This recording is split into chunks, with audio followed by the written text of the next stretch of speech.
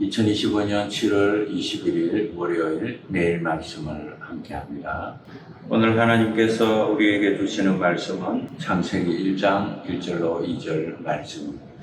태초에 하나님이 천지를 창조하셨다. 땅이 혼돈하고 공허하며 어둠이 깊음 위에 있고 하나님의 영은 물 위에 움직이고 계셨다. 아멘. 세 번역 성경으로 읽어드렸습니다. 하나님은 여러분을 사랑하십니다. 지금 현재의 이 모습 이대로 하나님은 우리를 사랑하십니다. 때로는 우리가 힘들어하고 지쳐도 우리 하나님은 다 알고 계십니다. 그리고 함께 하십니다. 위로하기를 원하십니다. 오늘도 말씀을 통하여 여러분을 깊이 만나려고 하십니다. 이 시간 말씀을 통하여 하나님을 만나고 새 힘과 용기를 얻으시는 우리 모두 되기를 축원합니다. 삶이 힘들고 인생이 고달플 때 하나님은 우리의 갈증 안으로 선포하십니다. 그 말씀을 만나면 시원해집니다. 산 꼭대기에 오른 듯한 시원함을 느낍니다. 산에 오르면 어떻습니까? 숨을 몰아쉬면서 산 정상에 오르면 동서남북이 탁 트인 세상이 내 발 앞에 엎드려 있습니다. 그렇게 바위처럼 큰 문제도, 그렇게 가슴 아리하던 문제도 그저 바람결에 스쳐 지나가며 흩어져 버리기 때문입니다. 산 꼭대기에 오르면 자기도 모르게 뭔가 출발을 생각하게 됩니다. 새로운 출발, 새로운 다짐, 새로운 안식을 얻고 하산을 하게 됩니다. 그래서 삶이 꼬이고 몸과 마음이 찌뿌둥하면 산을 좋아하는 사람들은 산을 또 오르는 것입니다. 성경에도 이런 산 꼭대기에 오른 것과 같은 탁 트인 호연지기, 그런 출발의 기상을 품고 있는 말씀들이 있습니다. 창세기 1장 1절입니다. 태초에 하나님이 천지를 창조하셨다. 마음이 시원해집니다. 그리고 어디서인지 모르지만 힘이 솟구치고 내가 지고 있는 짐이 가볍게 느껴집니다. 창세기 1장 1절을 음미하다 보면 네 가지 출발을 숨기고 있다는 것을 알게 됩니다. 시간의 출발, 믿음의 출발, 사랑의 출발, 소망의 출발. 이 네 가지 출발, 이 간단한 선포 속에 숨어 있음을 느끼게 됩니다. 태초에 하나님이 천지를 창조하셨다. 태초는 시간의 출발입니다. 하나님은 믿음의 출발입니다. 천지, 이 하늘과 땅은 사랑의 출발입니다. 그리고 이 창조하셨다는 창조는 소망의 출발입니다. 우리는 이 태초를 상상할 수 있다는 것에 감사해야 합니다. 시간을 우리는 의식합니다. 세월의 시작이 있고 끝이 있다는 것도 우리는 미루어 짐작합니다. 그러면 누가 이 시간이라는 것을 시작하게 하셨을까? 누가 이 시간을 그리고 끝내는 것일까? 시간을 의식하고 상상하는 우리라는 존재, 나라는 존재는 무엇일까 생각하게 되죠. 내가 영원토록 나를 의식하며 살 수 있을까? 아니면 나는 이 땅에서 100년도 못 되는 삶을 살다가 없어져 버리는 존재일까? 그런 질문들은 누구나 언젠가 한 번쯤 하게 됩니다. 시간을 타고 흐른다는 사실, 신비한 일이 아닐 수가 없습니다. 그 시간을 타고 인생이 흐르고 그 시간을 타고 역사가 흐릅니다. 그 시간을 타고 인간의 생사화복과 희로애락이 명멸하는 것입니다. 이 시간을 따라 흐르는 인간의 운명과 인류의 역사는 누가 주관하는 것일까요? 그렇지 않다면 주관하는 존재가 없다면 제멋대로 시간이 흐르고 역사가 흐르는 걸까요? 사람들은 그래서 학문을 만들고 철학을 만들고 논문을 내고 책을 쓰는 것입니다. 수많은 생각, 이론, 논문, 책들만 그럼에도 불구하고 쏟아질 뿐 인류는 합의점에 이르지 못하고 있습니다. 그래서 우리는 믿음의 문을 열게 되는 것이죠. 믿음 안에서 놀랍게도 진리의 시원한 문이 열리고 있음을 체험할 수 있습니다. 사랑하는 성도 여러분, 삶이 헝클어져 있습니까? 짐이 너무 무겁습니까? 아니면 너무 외롭고 힘이 듭니까? 그래서 자꾸만 원망이 나오고 짜증이 나고 불평이 솟아오릅니까? 그러면 우리는 그 무엇보다 태초를 회복해야 합니다. 나의 생애 처음으로 태초로 돌아가십시오. 태아 시절 엄마 뱃속에서 처음 꿈틀거리기 시작하던 그 시간으로 돌아가 보십시오. 그렇지 않다면 더 거슬러 올라가 나의 오장육부가 지어지기도 전에 나를 택하시고 인생으로 부르시되 하나님의 백성으로 자녀로 예정하신 하나님의 태초로 그 태초의 신비로 돌아가 보십시오. 그러면 지금 여러분을 힘들게 하는 그 어떤 문제도 작아지고 가벼워질 것입니다. 이것이 믿음의 시작입니다. 그 믿음의 출발에 하나님이 서 계십니다. 하나님을 배제한 채 아무리 몸부림을 쳐도 우주의 인생과 역사의 진리는 시원하게 풀리지 않습니다. 출가한 사람들이 산속으로 들어가 솔잎을 씹으며 인생이 무엇인가, 내가 무엇인가 곰곰이 생각하고 또 생각하는 정신 수련, 마음의 명상 이런 걸 합니다. 또 눕지도 않고 꼿꼿이 앉아서 수행하는 성녀도 있습니다. 장좌불화라고 하죠. 불가의 나름대로의 깊은 명상은 하나님이 우리 인간에게 부어주신 사고력과 사생력의 선물임은 분명합니다. 하나님은 이 세상의 모든 사람을 다 하나님의 형상으로 창조해 놓으셨기 때문입니다. 하나님의 형상을 가진 저들도 비록 하나님의 존재를 믿지는 않지만 하나님이 부어주신 인식과 사고력이라는 장비들을 가지고 진리가 무엇인가, 참 진리가 무엇인가 애타게 질문하며 진리의 강가로 가까이 나아가려 몸부림치는 것입니다. 그래서 불가에서는 이것을 화두라고 합니다. 순주관적이적 유심적 수행 방법입니다. 그래서 천지를 누가 창조했는지 이런 질문은 하지 않습니다. 객관적 진리의 세계, 객관적 진리의 뿌리, 여기에 대해서는 인간의 명상만으로는 알 수가 없기 때문입니다. 단지 저들은 있는 그대로의 사물과 만물을 전제로 하고 오로지 내 마음의 움직임을 관찰하고 인생의 진리를 찾아내려고 할 뿐입니다. 상여 앞에서도 석가모니는 제자들의 질문에 죽음과 삶은 내 마음속에 있다 이렇게 방향을 가르칩니다. 그러나 우리 주님 예수님은 죽은 자를 일으키는 기적을 행하시죠. 나인성 과부의 아들을 살리고 죽은 나사로를 걸어 나오게 하고 또한 친히 무덤에서 일어나 사흘 만에 부활의 몸으로 제자들 앞에 나타나십니다. 죽음과 삶의 경계를 넘나들 수 있는 생명의 주인이심을 선포하시는 행위입니다.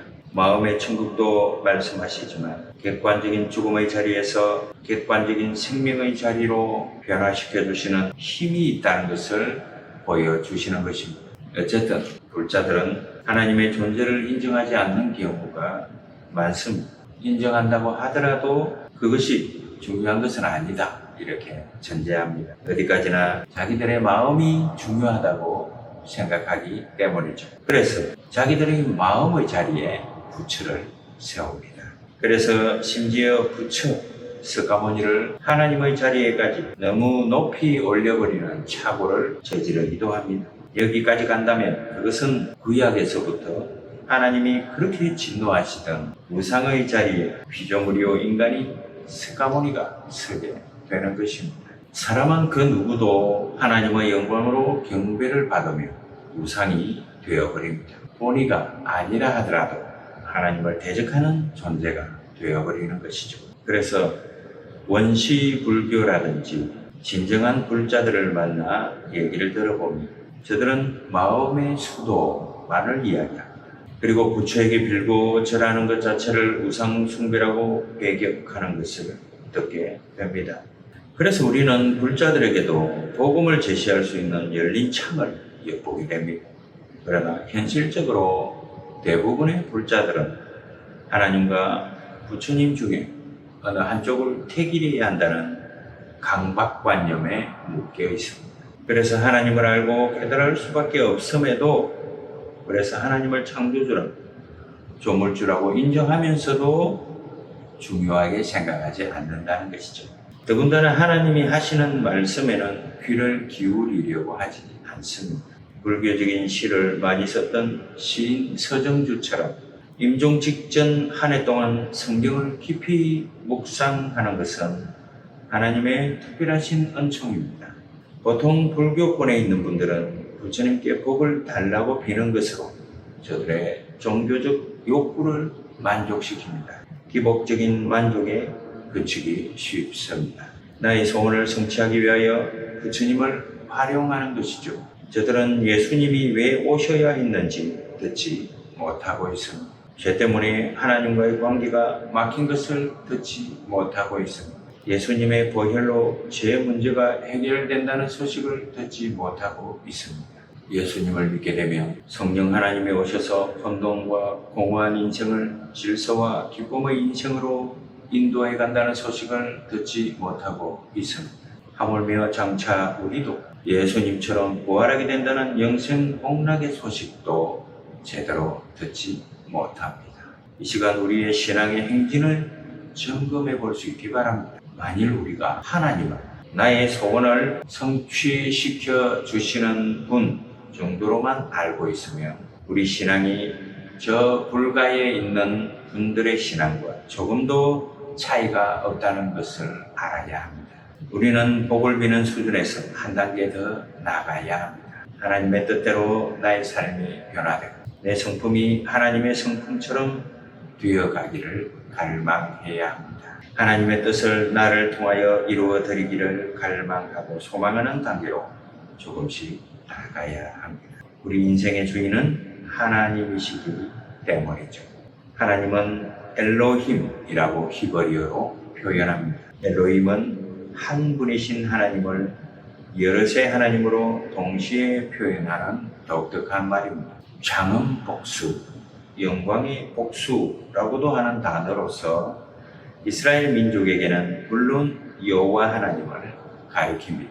엘로힘 하면은 이스라엘 민족이 아닌 다른 민족들도 창조주와 저들의 최고 신을 표현하는 말이 됩니다. 오늘 우리는 엘로힘이 하나님을 셋으로 나누어 인식합니다. 성부 하나님, 성자 하나님, 성령 하나님. 세 분이시지만 한 분으로 계신 하나님입니다. 우리가 하나님을 알 수 있고 만날 수 있게 된 것은 예수님 때문입니다. 인류 역사에 내려오신 예수님을 통하여 삼위일체 되신 하나님을 만나고 알 수 있게 되었습니다. 요한복음 14장 9절로 10절 말씀입니다. 나를 본 사람은 아버지를 보았다. 그런데 내가 어찌하여 우리에게 아버지를 보여주십시오 하고 말하느냐? 내가 아버지 안에 있고 아버지께서 내 안에 계시다는 것을 내가 믿지 않느냐? 빌립에게 예수님이 하신 말씀입니다. 우리와 같은 키로 낮아지시고 우시고 피곤해하시고 배고파하시고 갈증을 느끼시던 그 예수님, 사실은 인간의 몸으로 낮아질 필요가 조금도 없는 하나님이십니다. 그러나 우리에게 오신 이유가 뭘까요? 사랑 때문입니다. 우리를 사랑하시기 때문입니다. 하나님이 태초에 천지를 창조하신 것도 우리를 사랑하시려 하신 하나님의 표현입니다. 천지 만물이 불순종의 죄로 인하여 오염되었지만 하나님의 사랑에는 변함이 없습니다. 회복의 역사가 즉각 시작되었습니다. 예수 그리스도의 이 땅에 오심은 그 표현일 뿐입니다. 예수 안에서 누구나 하나님의 첫사랑을 생생하게 경험하게 됩니다.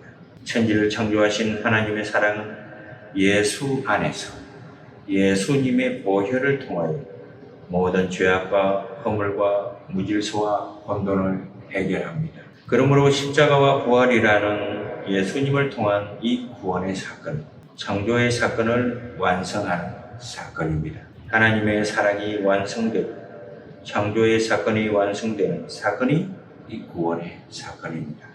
하나님의 형상으로 회복되는 것은 첫 인류에게 주셨던 하나님의 사랑이 우리 안에 새롭게 창조되는 사건입니다. 우리 몸도 죽을 몸이 아니게 되는 것입니다. 죽음이라는 관문을 통과할 뿐 우리는 부활의 몸을 입게 됩니다.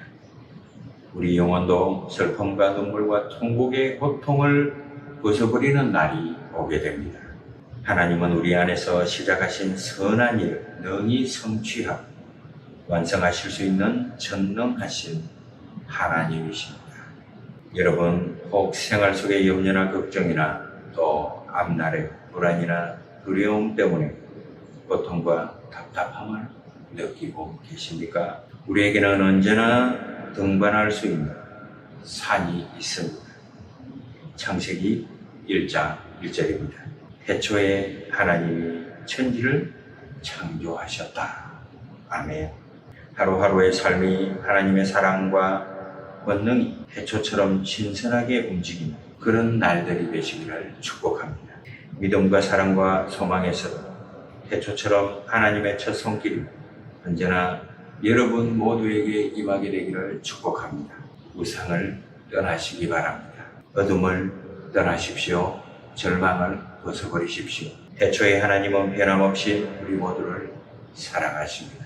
아멘. 기도합니다.